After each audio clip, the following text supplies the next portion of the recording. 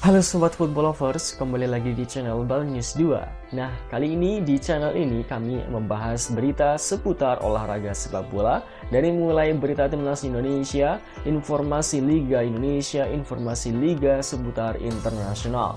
Bagi kalian yang belum subscribe channel ini, bisa langsung di subscribe dan nyalakan loncengnya agar kalian tidak ketinggalan video terbaru dari kami. Baiklah, langsung saja kita masuk ke video pembahasannya. Pelatih India U17 puji fasilitas di Indonesia. Evaluasi penting timnas U17 usai lawan India menuju 100 gol timnas Indonesia era Sintayong. Simak informasi selengkapnya sebagai berikut.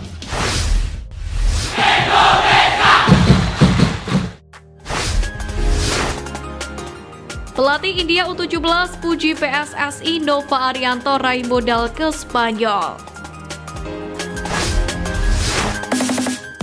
Seperti yang kita tahu, skuad India U17 beberapa waktu belakangan ini sedang berada di Bali. Dan sebagai laga uji cobanya, timnas Indonesia menghadapi The Blue Tiger sebanyak 2 kali, yakni pada hari Minggu 25 Agustus kemarin dan hari ini Selasa 27 Agustus di Stadion Kapten Iwayan Dipta, Gianyar, Bali. Di luar hasil pertandingan, pelatih timnas India U17 Ishfaq Ahmed secara khusus mengaku sangat puas, yakni dengan fasilitas yang diberikan oleh PSSI kepada India U17 selama berada di Bali. Ia pun mengungkapkan persiapan skuadnya menjadi berjalan sangat baik guna menantang timnas Indonesia U17. Fasilitas latihan di sini bagus, semuanya kelas 1, yang ideal untuk kami mempersiapkan turnamen utamanya yang akan datang. Iklimnya pun menyenangkan, kata Ahmed. Ahmed sendiri mengaku laga uji coba seperti ini pun akan berdampak positif bagi skuad India U17. Apalagi skuad Garuda Asia dinilai merupakan tim yang sedang berkembang ke arah yang positif. Sebelumnya timnas Indonesia U17 asuhan Nova Arianto juga berhasil meraih kemenangan dengan skor 3-1 saat melawan India. Sementara itu, setelah melewati 2 laga melawan timnas India U17, skuad timnas Indonesia pun akan berangkat ke Spanyol pada awal September 2024 nanti. Di Spanyol, skuad Garuda Asia tak hanya berlatih, tapi juga menggelar 2 laga uji coba.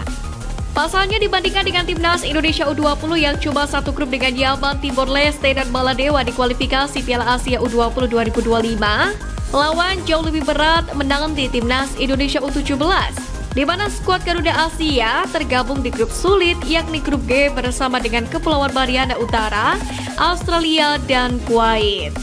Di atas kertas, hanya Kepulauan Mariana Utara yang hampir pasti bisa dikalahkan oleh timnas Indonesia U17. Namun demikian, di sepak bola semua bisa terjadi. Lebih dari itu, hasil uji coba melawan India pun akan sangat bermanfaat untuk tim asuhan Nova Arianto ini. Dan tentunya bisa menjadi bekal pasukan Garuda Asia saat TC ke Spanyol. Semoga para pemain timnas Indonesia pun bisa menampilkan performa terbaik mereka saat berjumpa lawan-lawan yang sesungguhnya di Piala Asia U17.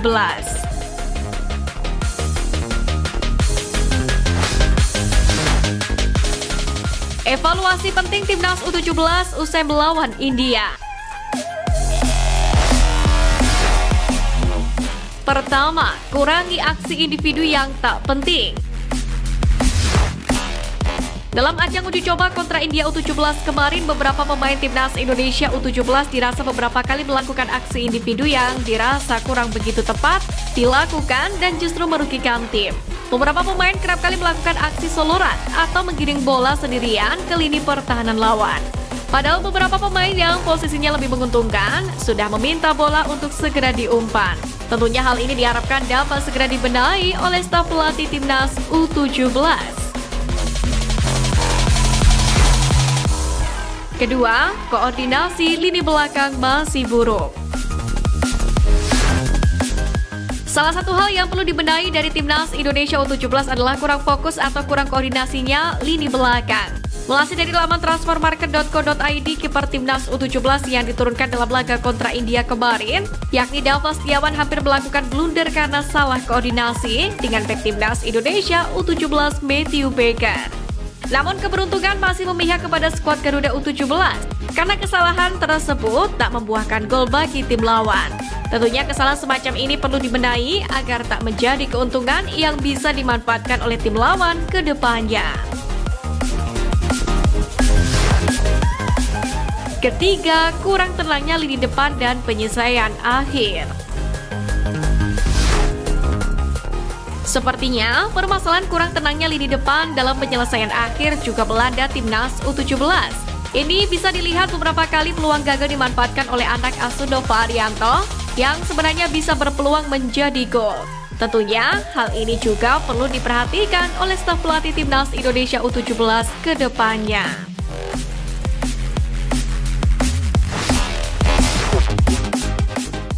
Fantastis menuju 100 gol timnas Indonesia era Sintayong.